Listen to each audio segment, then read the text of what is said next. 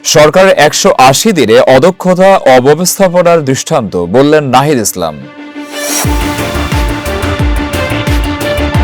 BNP সরকারের প্রথম ১৮০ দিনকে অদক্ষতা, অব্যবস্থাপনা ও পরিকল্পনাহীনতার উদাহরণ হিসেবে আখ্যা দিয়েছেন এনসিপির আহ্বায়ক নাহিদ ইসলাম। সরকারের বিরুদ্ধে একাধিক ব্যর্থতার অভিযোগও তুলেছেন তিনি। বিএনপি সরকার প্রথম ১৮০ দিনে অদক্ষতা, অব্যবস্থাপনা, অপরিমাণদর্শিতা ও অসততার দৃষ্টান্ত তৈরি হয়েছে বলে মন্তব্য করেছেন জাতীয় নাগরিক পার্টি এনসিপির আহ্বায়ক ও জাতীয় সংসদের বিরোধী দলীয় চিফ হুইপ নাহিদ ইসলাম। রাজধানী বাংলা মোটরে দলের অস্থায়ী কার্যালয়ে এক সংবাদ সম্মেলনে সরকারের ৬ মাসের কার্যক্রমের মূল্যায়ন তুলে ধরে তিনি এসব কথা বলেন। নাহিদ ইসলাম দাবি করেন, দায়িত্ব নেওয়ার পর সরকার দ্রব্যমূল্য নিয়ন্ত্রণ, আইন শৃঙ্খলা উন্নতি এবং বিদ্যুৎ জ্বালানি সরবরাহ স্বাভাবিক রাখাকে অগ্রাধিকার দিয়েছিল।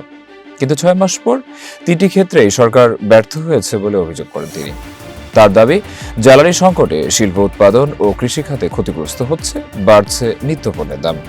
পাশাপাশি ব্যাংকিং খাত, আমদানি বাজার ও ভোগ্যপণ্যের পুরনো সিন্ডিকেট আবারও সক্রিয় হয়েছে বলেও অভিযোগ করেন তিনি আরও অভিযোগ করেন, রাষ্ট্রের প্রতিষ্ঠানগুলোতে দলীয়করণ ও স্বজনপ্রীতি বাড়ছে।